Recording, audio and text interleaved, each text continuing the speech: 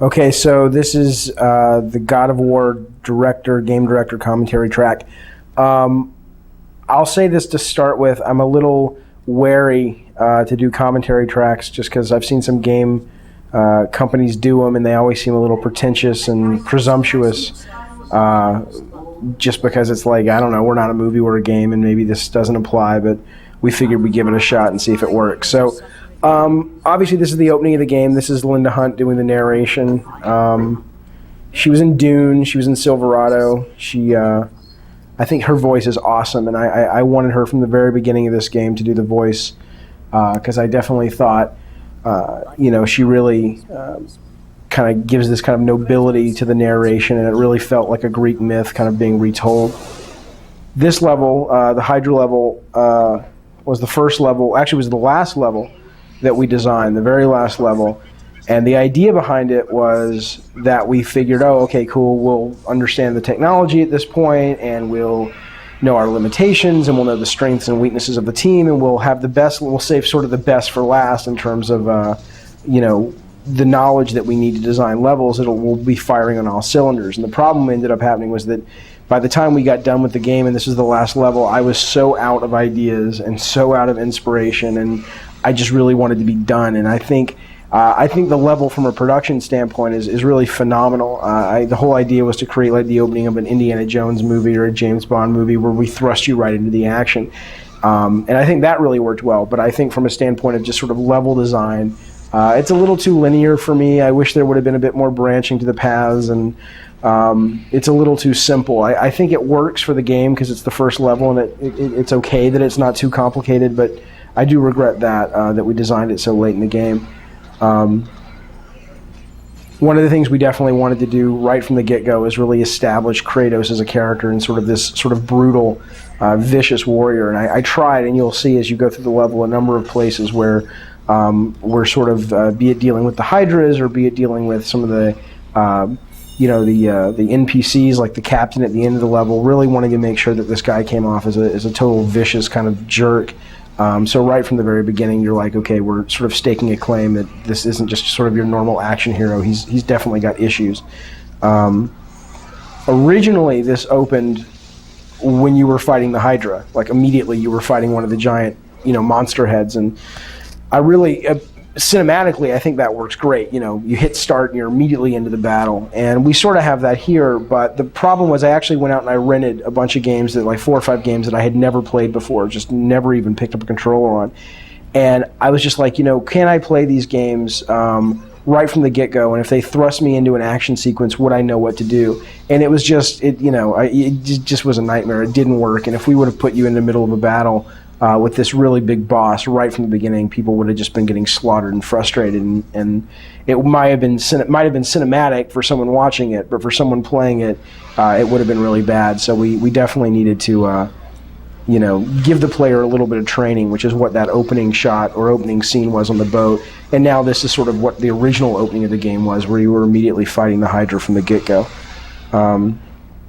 We actually originally here, as you're seeing the little training messages popping up on the screen, originally there was this little fairy creature, this little tiny lightning bug kind of creature that kind of flittered over Kratos' shoulder, and the gods had sent him. It was like a muse or something, and it was like, here's how you use your blades, and here's how you do your magic. And we were intentionally looking to get a very irritating, annoying little Tinkerbell-like voice. And what was going to happen is right when he stepped out of the ship after this Hydra, she would just get slaughtered. She would just get absolutely killed by the zombies and stuff. And I thought it would just be kind of a neat little twist on the typical sort of Nintendo Zelda, kind of RPG. Here's your little buddy, and they'd travel with you throughout the whole game. And we were going to introduce that and pretty much kill it violently within the first 5 minutes of gameplay.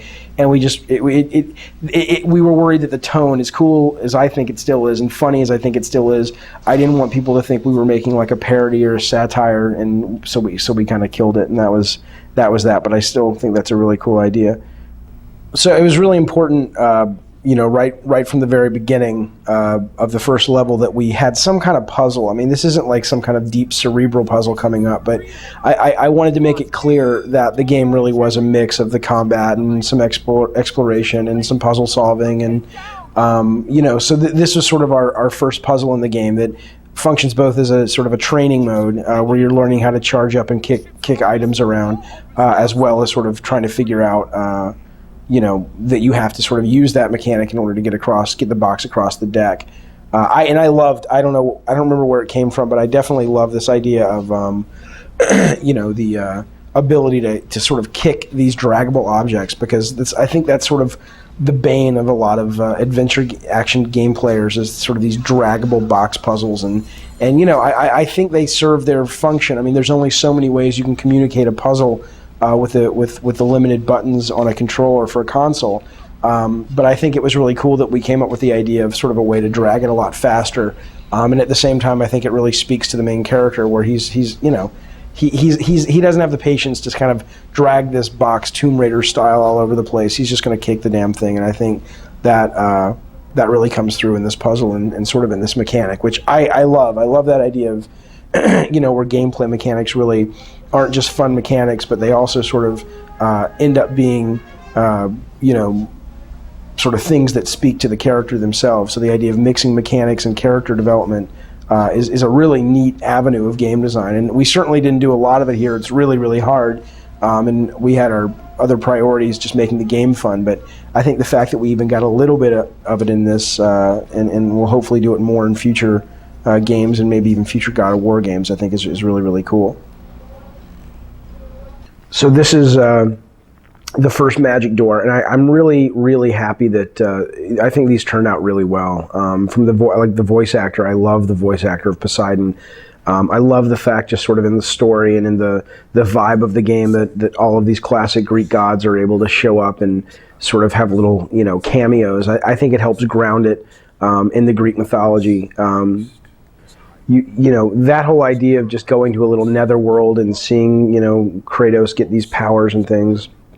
You see that in a lot of other games, and I just went to the guys and I said, hey, let's do that, and base it more in Greek mythology. And you kind of make these requests, and you kind of figure, well, everybody else does it, let's just do it. And God, those things took forever. We had one guy on those god doors for months and months and months, making the effects and making the lip sync, and it's just, I think it added a great deal of production value. But it's a pain. It's a pain to do a lot of the stuff that it doesn't look like a pain when you play it, but it turns out to be.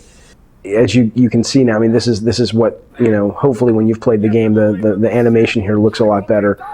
This is, these are animatics, or a little bit further than animatics, just that we use to sort of test the ideas out and get the pacing and get the shot. So it's kind of cool that you kind of get to see the progression, because, I mean, these movies started with little block rig characters, and it progressed to this, and then finally what's in the game. And it takes a lot of imagination to, remind yourself that, or to envision what it's really going to look like, because you see this kind of stuff for months on end, and you're just like, oh man, this game's never going to come together. And then one day, the file comes in from the animator and everything's done, and you're like, oh my God, it feels real. It feels like a real game. So that's really, really cool.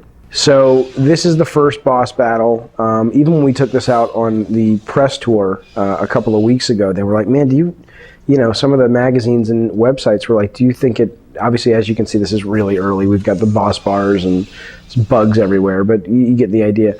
But they were like, do you think it makes sense to open the first level with all of this sort of crazy fighting and bosses and stuff from the first level? And, I don't know. I think, the plan is to tune it in such a way that beginner players are going to be able to get through it, but they're still going to get a real sort of adrenaline rush out of it. This idea, the whole, Hydra battle, was again designed wanting the player to get the sense that the game wasn't just pure hack and slash, but there was some thinking involved, and there were some puzzles involved. And I really like this idea of, these guys not letting you up the mast, and you needing to sort of explore the environment to figure out that you're going to have to pin them down to the deck with these giant anchors in order to progress. And the idea that right off the bat, the first level of the game, that we're really setting up for the player that, you can't just whack your way through this game. There are some sections, of course, where you can, but there's more to that, and there's more to it than that. And so I think this is a really cool boss battle, at least the beginning of the boss battle.